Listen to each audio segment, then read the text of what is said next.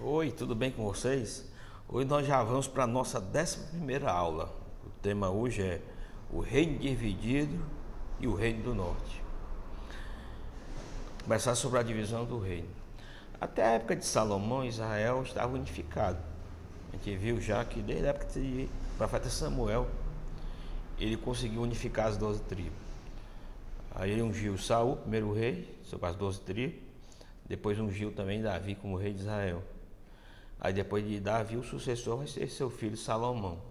Quando Salomão morre e o seu filho Roboão vai assumir o trono, aí ocorre a divisão do reino. Se Israel era um reino forte, né, respeitado ali naquela região do Crescente Fértil, na época de Davi e Salomão, agora vão surgir dois reinos fracos.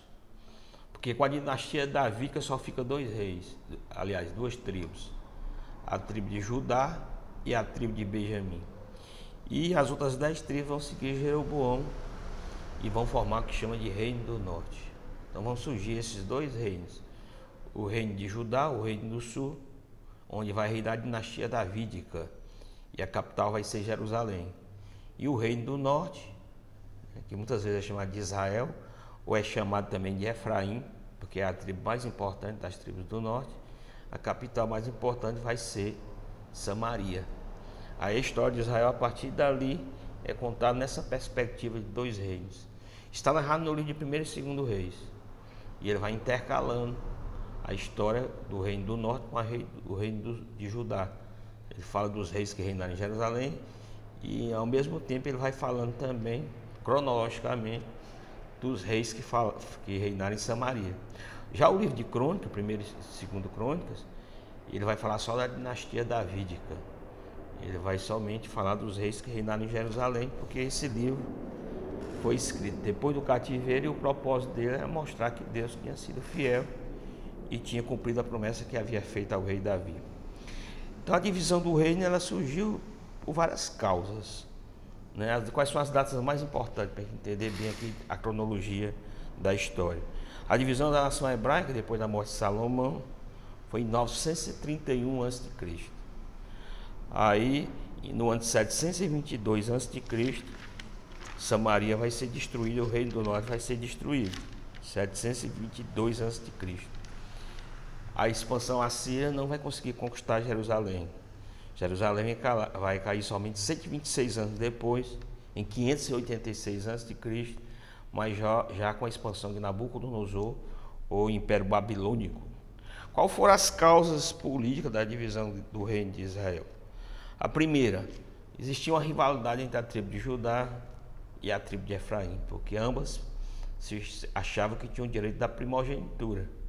Na realidade, a primogenitura era para ter sido para Judá, porque ele é o quarto filho de Jacó. E por que não os três primeiros? Porque Rúben, que é o primogênito, cometeu incesto com a concubina de Davi, Bila. E ali ele foi, aliás, concubina de Jacó. E ali ele foi excluído da primogenitura. E os outros dois, Simeão e Levi, que também eram filhos de Jacó, eles foram homens sanguinários naquele incidente em Siquém, onde eles vingaram, né, a Diná, sua irmã, que havia sido violentada pelo príncipe da terra. Por serem sanguinários, também eles perdem a primogenitura. Então, logicamente, a primogenitura era do quarto filho de Jacó, que era Judá.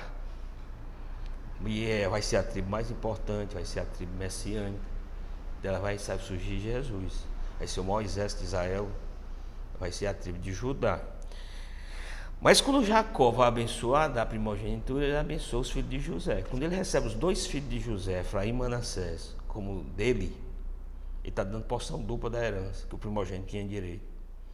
José vai ter duas tribos. E a Bíblia diz que ele coloca a mão direita sobre a cabeça do mais novo, que era Efraim.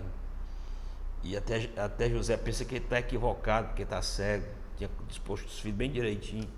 Debaixo da mão direita, ele tinha colocado o mais velho Manassés, da mão esquerda Efraim. Ele cruza as mãos e coloca a mão direita sobre a cabeça de Efraim e diz que não está enganado. Ele tem uma visão profética de que o mais novo prevaleceria sobre o mais antigo. E realmente a tribo de Efraim é a mais importante do reino do norte.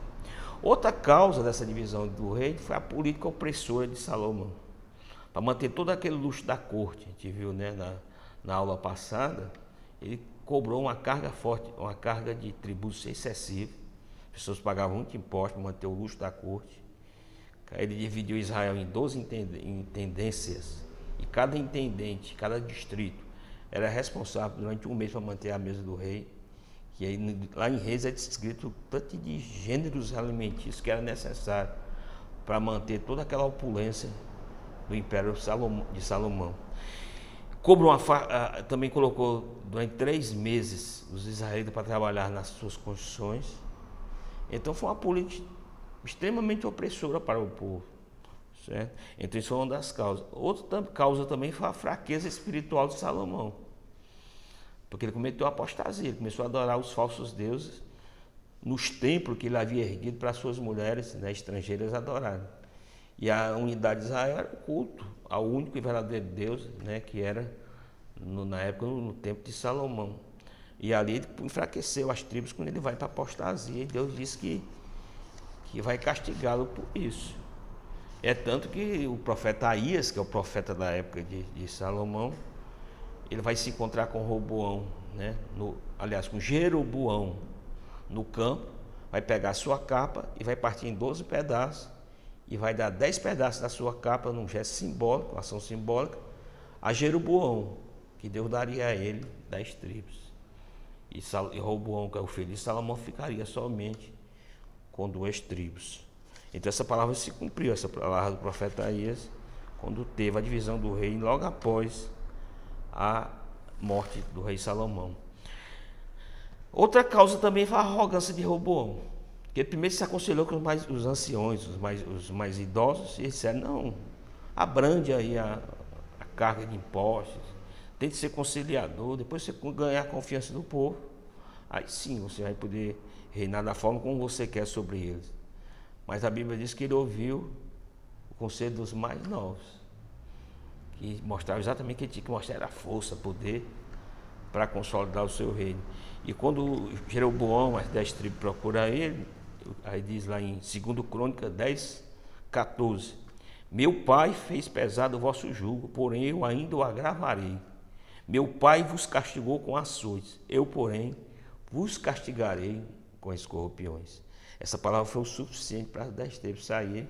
Ele quer lutar contra as 10 tribos, quer fazer uma guerra civil, mas Deus levanta profetas para mostrar que não há essa necessidade, porque o próprio Deus havia determinado isso em função da desobediência de Salomão e dessa arrogância de Roboão, o filho de Salomão. Quais são as causas da divisão religiosa? Se houve divisões políticas, houve também causas religiosas.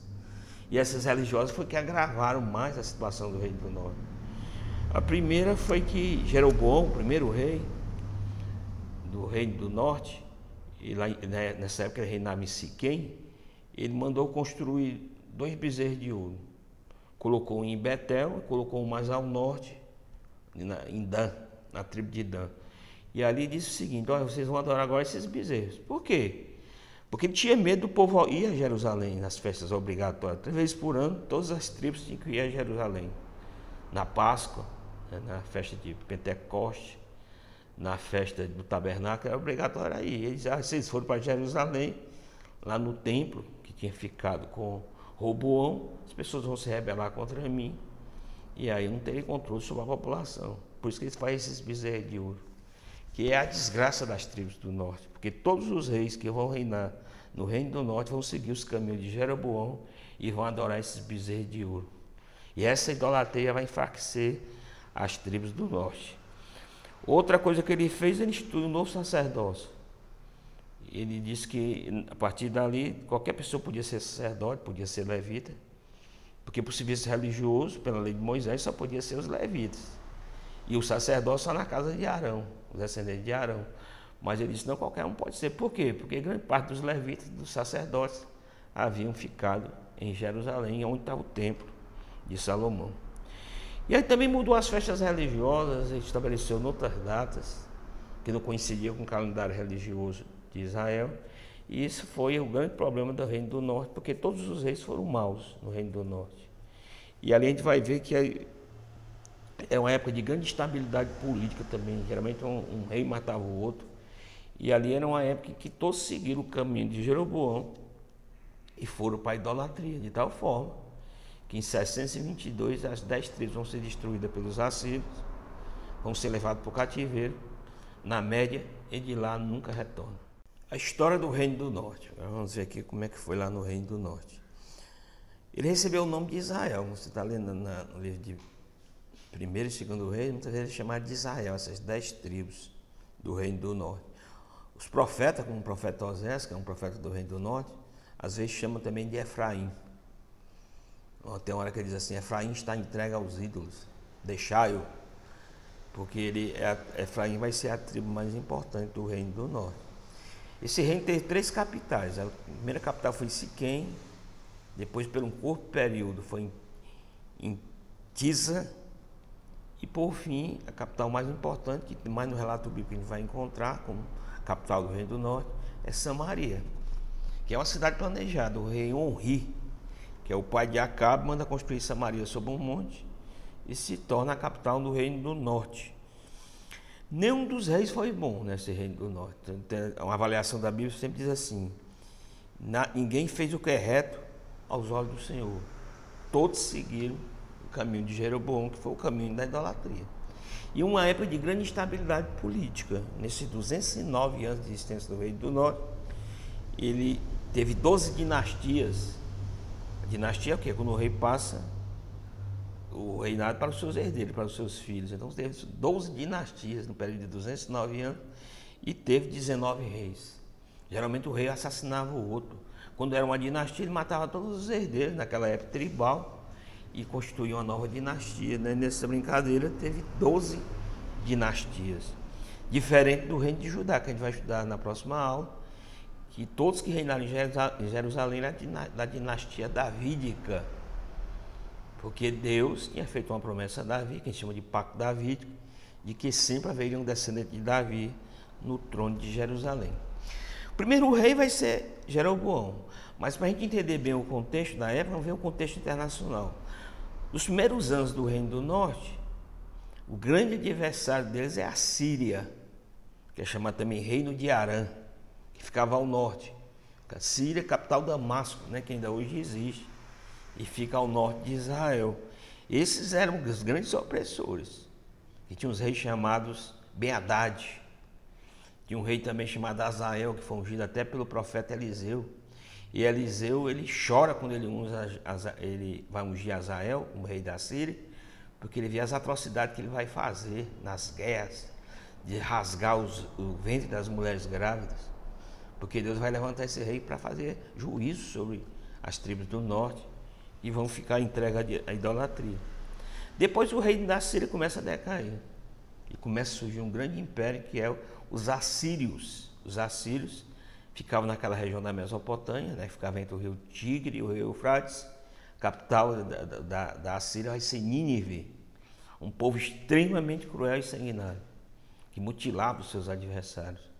Por isso que o profeta Jonas, que também é um profeta do Reino do Norte, não vai querer pregar em Nínive uma mensagem que vai levar o povo ao arrependimento. Mas essa ascensão de Tiglat-Pileser III, que a Bíblia chama de uma forma bem mais fácil, Pul, o rei Pul, é Tiglat-Pileser III na história, que reinou de 745 a 727 a.C. Aí sim, aí começa a ascensão do Império Assírio e vai se tornar o grande opressor do Reino do Norte. Vai chegar ao ponto que vai destruir Samaria e levar o povo para o cativeiro. Então essas são as grandes impérios da época do Reino do Norte. Você vai ler lá em 1º Reis, 2º Reis, e vai ver que todas as guerras que esses reis vão enfrentar, primeiro é contra os sírios, né? Que tinha os reis chamados Ben-Hadad, tinha o rei Azael. Ben-Hadad quer dizer filho de Hadad. Hadad é Baal, Baal quer dizer Senhor.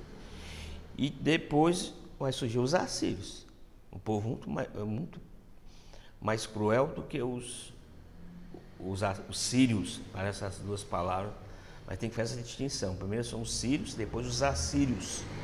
Os assírios são aqueles povos que vinham da Mesopotâmia e cuja capital era Nínive. Quais foram as principais dinastias dessa época? A primeira dinastia é de Jeroboão I. Foi em 931 a.C., quando houve a divisão do reino. Só teve dois reis essa dinastia. Depois de Jeroboão vem Nadab, seu filho, que reina 2 anos. E aí todos os reis dele são mortos. Deus vai levantar uma nova dinastia. E ali na época o profeta é Aías. E Aías vai levar essa mensagem de juízo, quando a mulher de Jeroboão vai visitá-lo, que está com o filho adoecido, filho mais novo, e ele está quase cego, o profeta, mas quando ela vem se aproximando, né, o Espírito revela a ele que é a mulher de Jeroboão. E ele dá uma palavra muito dura para ela, dizendo que ela retorne, que aquela criança vai morrer. Agora é interessante esse texto lá em Reis, que ele disse que foi o único que Deus achou algo bom nele. Foi esse que morreu. Porque às vezes a gente vê a morte como uma punição. Mas ele disse que foi que Deus viu algo bom nele, por isso que tirou desse mundo. E ele disse que todos os descendentes dele serão destruídos, serão mortos. Porque Deus desagradou do seu reinado por causa da idolatria, dos bezerros de ouro. E Deus já tinha levantado profetas para adverti-lo, mas ele não ouviu a voz de Deus e por isso veio o castigo sobre a sua casa. Aí surgiu a dinastia de Baasa, né, que é a primeira destrói a dinastia de Jeroboão, 909 a.C. Também muito curta também. E só depois Jeú, o filho dele, vai reinar também 2 anos. Toda a dinastia vai ser vencida na época. E ali o profeta era Jeú. Jeú vai chegar na época para Baasa, para Elá, e vai dizer: olha, a dinastia de vocês vai ser aniquilada porque vocês seguiram também os mesmos defeitos daqueles que vocês destruíram, que era a dinastia de Jeroboão. Vocês seguiram os mesmos caminhos da idolatria. Aí depois surge uma dinastia mais importante, que é a mais conhecida no relato da Bíblia, que é a dinastia do rei Onri. Onri foi, sem dúvida, um dos melhores reis do Reino do Norte.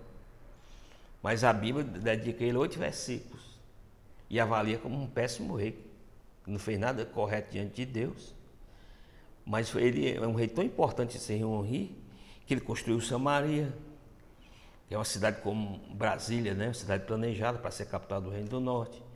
Ele é tão importante na história que 150 anos depois da sua morte, os assírios, né, em documentos históricos, chamam o Reino do Norte de terra de Onri.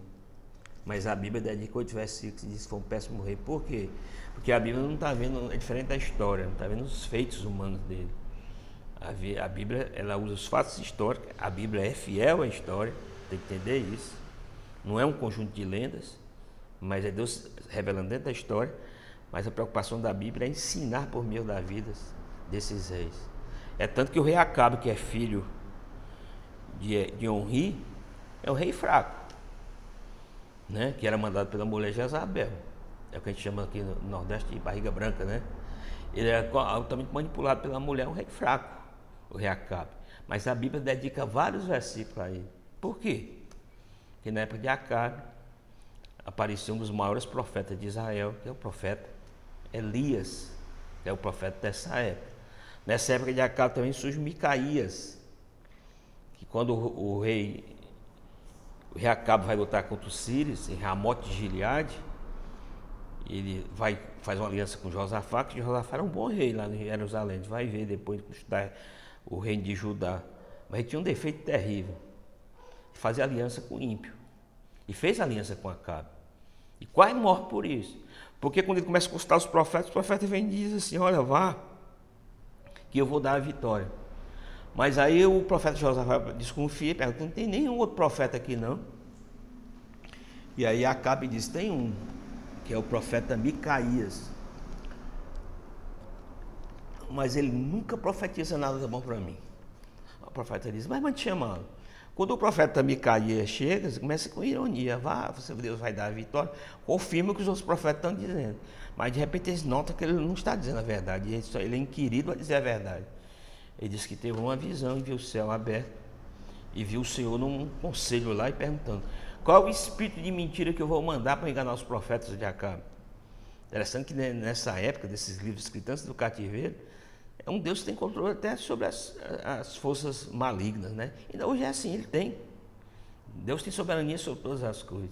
E todos os fatos são atribuídos a Deus, não é ao diabo. E aí diz que esse espírito de enganador vem colocar mentira na boca dos profetas de Acabe. E o profeta Micaías diz ainda, olha, você vai ser vencido pelo Sírio e vai morrer nesse combate. Aí para tentar mudar o destino dele, o que estava determinado, o que ele faz? Ele se veste como soldado, o rei Acabe. E quando os sírios vê ali o rei Josafá com vestes reais, eles, rapaz, concentram força em cima do rei de Israel. Só que quando ele vai e foge, eles notam que não é Acabe, que é o rei Josafá, e deixa ele em paz, Deus dá um livramento a ele. Mas Acabe vai com um soldado, aí diz o texto lá em Reis, diz que um arqueiro, ele lança uma flecha, que vem e crava entre as junturas da armadura de Acabe, e ele vai morrer desse ferimento. E se cumpre o que o profeta Micaías tinha dito na época de Acabe, né? Destaca na época de Acabe a mulher dele, que todo mundo conhece, que é Jezabel. E na realidade era quem reinava em Israel. A gente vai ver isso logo logo. Depois vem Acasias e vem Jorão.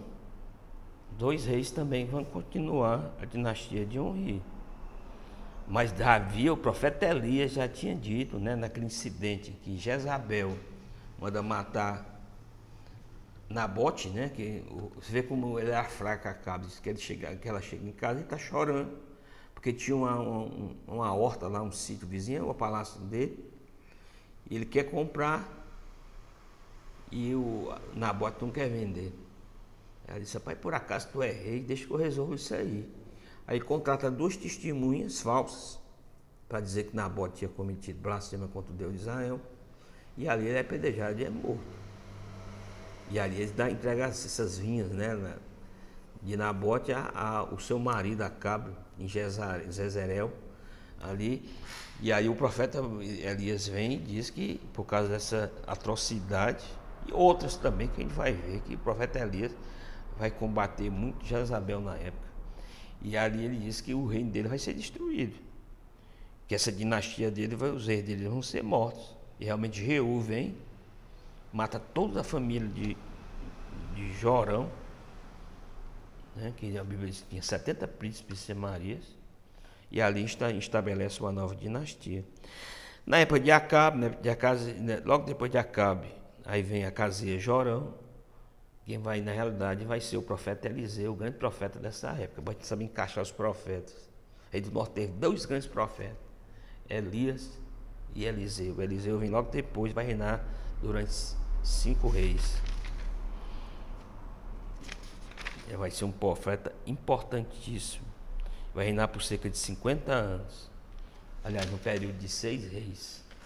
Ele vai reinar, que vai ser o período dessa dinastia de Onri, que vai ser Acasias de Jorão, e depois ainda vai ser profeta na dinastia de Jeú, que é esse que vem fazer uma reforma religiosa. Por quê? Porque Jeú vem e destrói todo o culto ao deus Baal, que Jezabel tinha implantado em Israel. Certo? Ele mostrou zelo nisso aí, agradou a Deus, por isso que ele vai ter uma dinastia mais longa. Mas vai cometer os mesmos caminhos de Jeroboão em relação à idolatria, certo? E aí o profeta também, vamos advertir isso, o profeta Eliseu vai ser a grande voz profética na época de Jeú também. Essa é a dinastia dele em torno de 840 anos de Cristo. Tem Jeú, Eliseu era o profeta. Depois tem Jocás, Eliseu era o profeta. Aí depois tem Joás, Eliseu era o profeta. Ele foi profeta durante 6 reis. Nasceu o período de 6 reis, desde a época de Acabe até a época de Joás, que já era da dinastia de Jeú, que é aquele que procura o profeta, já tá velho, o profeta manda ele lançar 3 flechas no chão. Ele só lança, aliás, manda lançar flechas, ele só lança 3 flechas. E ele diz porque não havia lançado mais, não tinha crido, não tinha sido mais ousado, e só venceria os sírios 3 vezes, e depois seria derrotado pelos sírios. O profeta da época dele é o profeta Eliseu. Teve um rei da dinastia de Jeú, que é o mais importante, talvez, em termos de história, é Jeroboão II. Não é o primeiro, é o segundo, Jeroboão II. Ele reinou durante 41 anos, esse rei da dinastia de Jeú. E foi uma época de prosperidade material. né? Foi uma época que teve uma relativa paz. Por quê? Porque a época de Jeroboão II, os sírios começaram a decair, o Império Sírio, e o Império Assírio começa a subir. Nessa época de transição dos reinos, né, mundiais, geralmente é uma época de paz. Então, os assírios ainda estavam começando a se erguer ainda. Não tinha tanta força ainda sobre a Palestina, sobre aquela região da Síria e a região de Israel, porque estavam mais concentrados ali na região da Mesopotâmia. Só depois de Tiglat-Pileser III que eles vão se expandir e vão chegar até o Mediterrâneo. Eles não vão conseguir conquistar o Egito, por isso que não é tido como um império mundial como os babilônios. O primeiro grande império mundial, que a Bíblia diz, é a Babilônia. Vai conquistar inclusive o Egito. E ali, na época dos assírios, ainda tinha um equilíbrio de força com o Egito, né? E essa época é uma época de paz, prosperidade.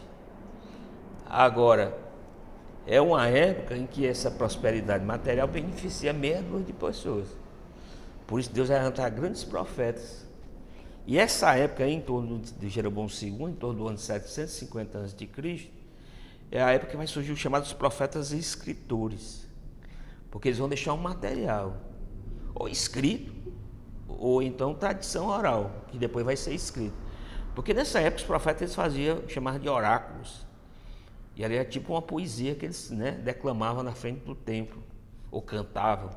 E ali várias e várias vezes, e por isso depois alguém, pode ter sido tradição oral, depois compilou ali, principalmente na época depois do cativeiro, é que todo esse material do Antigo Testamento é organizado, né, pela grande sinagoga, que é chamada, um dos grandes nomes da grande sinagoga, era o profeta Zacarias, e Esdras também, que era chamado o escriba das palavras, também ele fomentou para que esse material fosse organizado em livros e chegasse até a nossa data.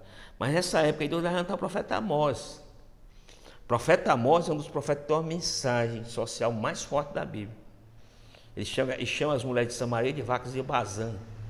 As vacas de Bazã eram bonitas, gostosas, mas ele disse que toda aquela opulência de Samaria era a custa dos pobres, dos humildes, dos órfãos, das viúvas, dos estrangeiros, ou daquelas pessoas das camadas sociais mais baixas. Então, se você quer ler um livro que fala sobre justiça social, lê Amós, que é um profeta do Reino do Norte. Embora ele era lá de uma cidadezinha perto de Jerusalém, que era Tecoa. Ele era do Reino do Sul, mas Deus levanta ele, e ele é tipo um vaqueiro, um boiadeiro. Parece mote de viola as profecias de Amós. E ele vinha a Samaria ali levar uma mensagem, exortando aqueles reis pelo quê? Pelas justiças sociais. O que mostra que Deus sempre se preocupa com a injustiça social. E que é papel da igreja também ainda hoje defender as justiças sociais. Aí depois de Amós teve Osés também, que é quase contemporâneo a ele. Vocês têm o livro de Osés, né, que fala do adultério da esposa dele. E é um livro que fala muito sobre idolatria. Porque lá em Israel, muitas vezes Deus vê, e os profetas denunciavam a idolatria como um adultério. Israel era a esposa de Deus. E ali ela adulterava com aqueles falsos deuses. E o profeta, através de uma experiência pessoal dele, sentiu, né, como era a dor do coração de Deus em relação a se portar como um marido traído. Mas um Deus, o Osés fala do amor incondicional de Deus. Um Deus que, se houvesse arrependimento, perdoaria e continuaria tudo a ser o relacionamento dele com Israel como se nada tivesse acontecido. Osés é belíssimo, de Osés. Você vai falar sobre o amor incondicional de Deus por Israel. E outro grande profeta é Jonas, que todo mundo conhece a história de Jonas, que é engolido pelo grande peixe, e que a missão dele era pregar em Nínive, capital da Síria. E como ele não gostava dos assírios, que era um povo cruel, ele foge, e Deus manda ele ir para Nínive e vai para o outro lado, vai para Jope. Mas Deus tem todo aquele incidente do livro que Deus, ele engoliu pelo grande peixe, depois jogado na praia, aí sim ele vai cumprir a missão que Deus tinha para ele. E depois de Jeroboão II, que é um rei de 41 anos, vai surgir Zacarias. Detalhe interessantíssimo. A época de Jeroboão II, 41 anos de reinado, quem foi que reinou em Jerusalém? Uzias, Jotão, Acás, Ezequias. Também uma época de grande prosperidade material, mas uma época de injustiça social. Deus vai levantar aí lá em Jerusalém quem? Isaías. Isaías é contemporâneo de Amós, de Osés. E Isaías ali vai denunciar isso também, né? Ele diz que, os judeus levantam, né? Na época é chamado de israelita ainda, que são chamados de judeus só depois do cativeiro de Babilônia. Levanta as mãos manchadas de sangue. Por que ele levantava a mão manchada de sangue? Porque explorava os pobres, os órfãos, as viúvas, os estrangeiros. As autoridades recebiam suborno. E ali Deus disse que não se agradava com os sacrifícios, os holocaustos que eles faziam. Deus tinha nojo. Porque todos aqueles rituais religiosos que eles faziam não vinham acompanhados de atos de justiça e atos de misericórdia.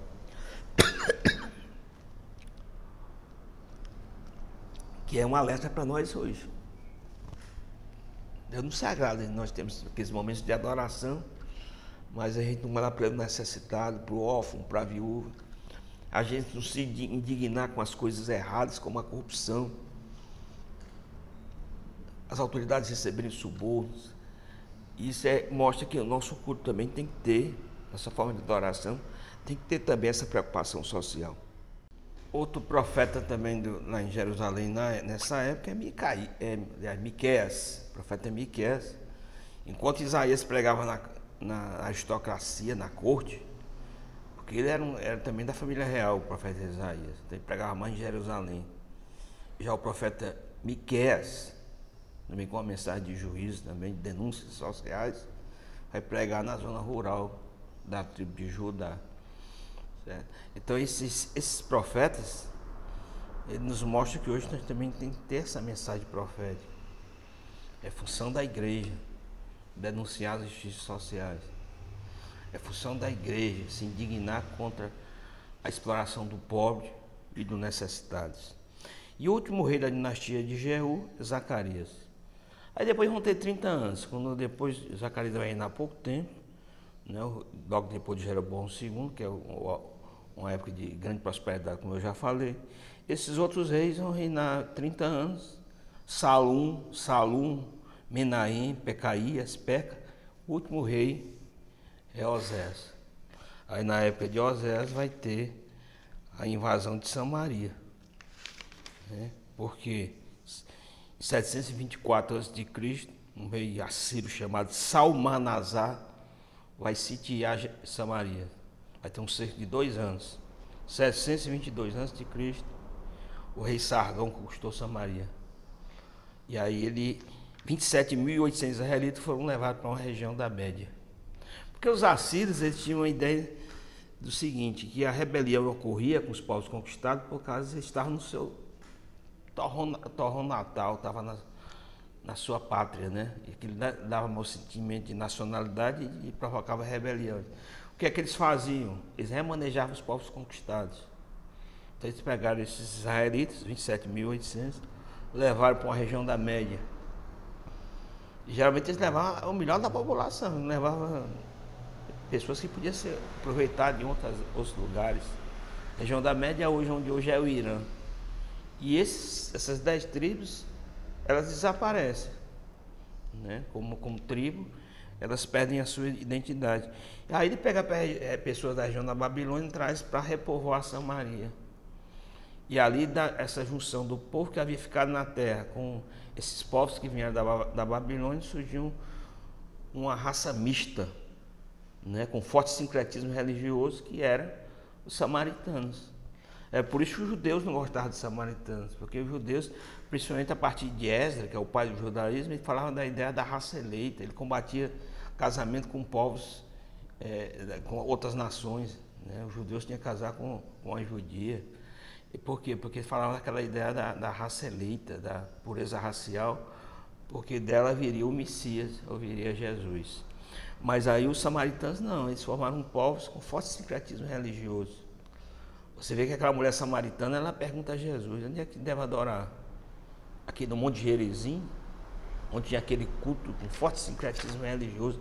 Até o Pentateuco eles alteraram a Torá, porque colocaram coisas que vinham de outras religiões. Aí, ou em Jerusalém, Jesus diz, não, hoje os judeus estão certos. Porque os judeus eles tinham preservado a lei de Moisés, a forma de adoração no Antigo Testamento. Mas ele diz assim, mas vem um tempo que nem aqui nem lá, mas você vai adorar a Deus em qualquer lugar, porque Deus quer ser adorado em espírito e em verdade. Por isso que Jesus veio ao mundo, para nós termos uma revelação plena de Deus. Para a gente concluir essa aula, vamos falar sobre dois grandes profetas do Reino do Norte, que eu já falei sobre ele, mas não quero entrar mais em detalhes, que é o profeta Elias. Esse nome Elias quer dizer Yahvé é Deus. Deus levantou esse profeta para combater o culto que estava sendo introduzido em Israel, que era o culto a Baal Mercate. O rei Onri pegou o filho dele, Acabe, e casou com a princesa fenícia, que era Jezabel. Os fenícios adoravam esse deus Baal Mercate. Baal Mercate era o deus da chuva, da tormenta, da colheita. É por isso que, para mostrar que na realidade só existia um Deus, que era o Deus de Israel, o profeta Elias orou e durante 3 anos e meio não choveu em Israel. Fecharam-se os céus. E o Deus lá da chuva, da tempestade, o Baal Mercate, não teve poder nenhum. Aí tem aquele incidente que ele é levado lá para um ribeiro chamado de Querite, alimentar pelos couros. Depois Deus vai mandar ele lá em Sarepta, que era o centro de adoração a esse Deus do Baal Mercate. Sarepta ficava na Fenícia. E ali Deus manda que ele com a viúva cuidar dele. Só que a viúva só tinha uma porçãozinha de farinha e de azeite. Ia fazer um bolo para ele e para o filho ia morrer. E o profeta pede para ele colocar na mão dele, né, dar a ele o bolo. E ela, por fé, deu. E o profeta ali representava o próprio Deus.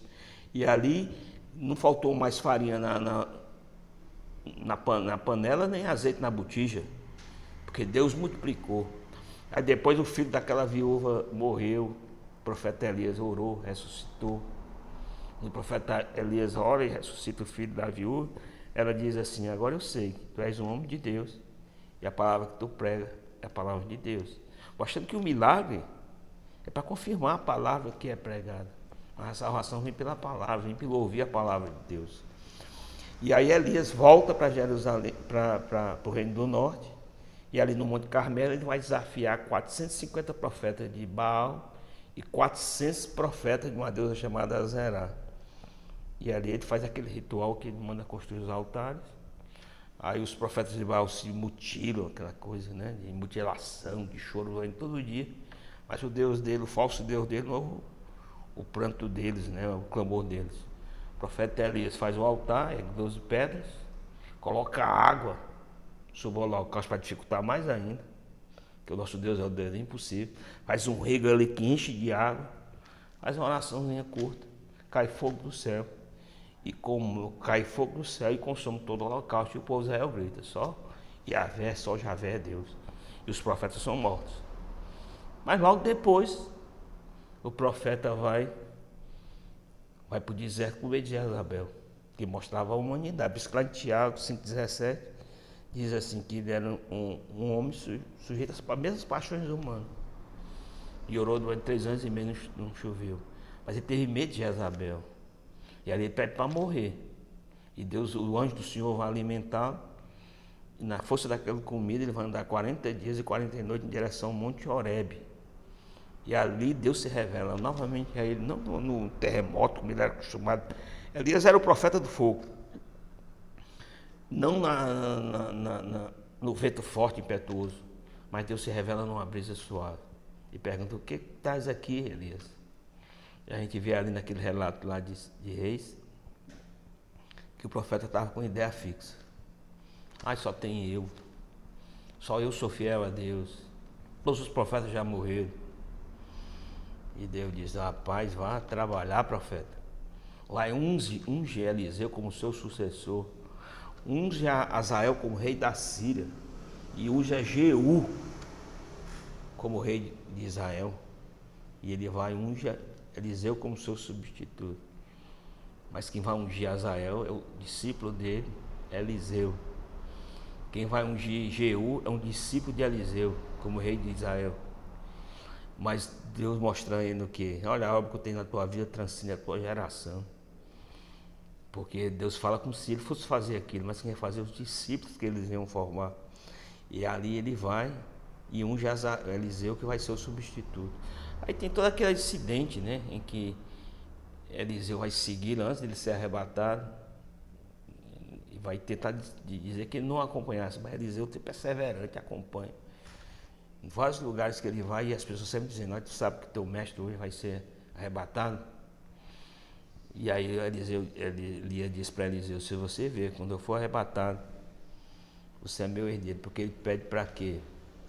Ele pede porção dupla do Espírito, ele pede a primogenitura espiritual. Ele queria ser o sucessor do profeta Eliseu. E ele vê, quando ele cruza o Jordão, toca na capa, cruza o Jordão, ali vem com um redemoinho, separa eles dois, em um carro de fogo, e ele sobe ao céu. E ali, a partir dali é o profeta Eliseu.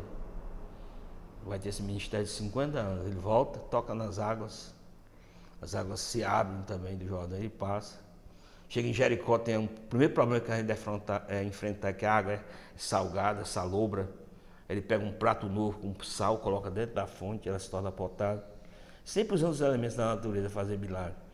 Aí vai em direção a Betel, aí os jovens começam a gritar, chamar ele de careca, né? Chamar de careca, ele diz assim, ele repreende e sai 2 ursos ferozes da mata e mata 42 adolescentes ali. Porque as pessoas estavam fazendo chacota com o homem de Deus. E aí ele vai fazer tantos milagres, né? No relato de 2 Reis, você vai ver o milagre que ele faz do azeite da viúva, que ele manda trazer panelas, ela colocar dentro de casa. E era o filho dela coloca, enquanto tinha panelas para encher, encheu do azeite. Né? Ela me deu aquele azeite, pagou uma dívida que tinha. Aí tem a história da Sunamita também. Você nem em casa você vai ver uma infinidade de histórias. Sunamita que vai perder um filho também, o profeta Eliseu vai ressuscitá-lo. E aí vai, tem o Sírio, um Sírio chamado Naamã, que era leproso. Ele vai mandar ele mergulhar 7 vezes no Jordão. E ele vai ficar curado também. Tem uma infinidade de histórias, a história de Eliseu. E a gente pode comparar o ministério de Elias com Eliseu. Elias foi mais um profeta do fogo, mais um... Ele vivia nos desertos. Ele se assemelhava a João Batista. É por isso que Jesus disse que João Batista é o Elias que havia de voltar. Por quê? Porque João Batista tinha um espírito profeta semelhante ao profeta de Elias. Ele comparecia diante dos reis para levar uma mensagem de juízo. E era sempre um profeta de juízo, um profeta do fogo. E esses milagres que ele fazia sempre manifestavam o juízo de Deus. Já Eliseu era um conselheiro de reis, embora também ele às vezes se afastava do convívio, porque a partir dali os profetas começam a sair dentro da corte. O profeta Natã, o profeta da corte de Davi, mais a parte de Salomão. A partir dali os profetas vão mais se aproximar do povo. Elias, Eliseu, os profetas escritores, eles vão se aproximar mais do povo. Porque a ideia inicial é que o profeta fosse um conselheiro do rei. Mas mesmo com a monarquia, Deus tivesse o controle de Israel, através do profeta que exortava o rei. E aí Eliseu parece com Jesus, ele é um ministério mais de compaixão, de misericórdia. Inclusive ele faz até uma multiplicação de pães, só que numa proporção bem menor do que Jesus. Com 20 pães ele alimenta 100 homens, né? A Bíblia diz. Ele era um pastor espiritual, era um conselheiro do rei, que gostava de estar na cidade. Então você vê pessoas em ministérios diferentes, mas pessoas que manifestam o poder de Deus, né? Então, hoje Elias é venerado em Israel como homem de Deus, né? E Eliseu também fez tantos milagres que mesmo depois de morto, quando os sírios estão atacando lá um local, eles abrem a sepultura do profeta, sem saber ali, colocam uma pessoa que tinha morrido, quando bate nos ossos de Eliseu, ele ressuscita. Então, era uma pessoa de milagres extraordinários. Se você quer ver esses milagres, leia o livro de 2 Reis. Você vai ver toda a manifestação de Deus através da vida do profeta Elias e do profeta Eliseu. Então, que Deus te abençoe, que você possa perseverar, que a gente possa continuar. Isso aqui é tanto detalhe, tanta coisa, é só uma visão geral, para você se debruçar nas Escrituras, ler e entender que essas histórias que são narradas no Antigo Testamento, ela tem ensinamentos profundos para a nossa vida. Então, que Deus te abençoe.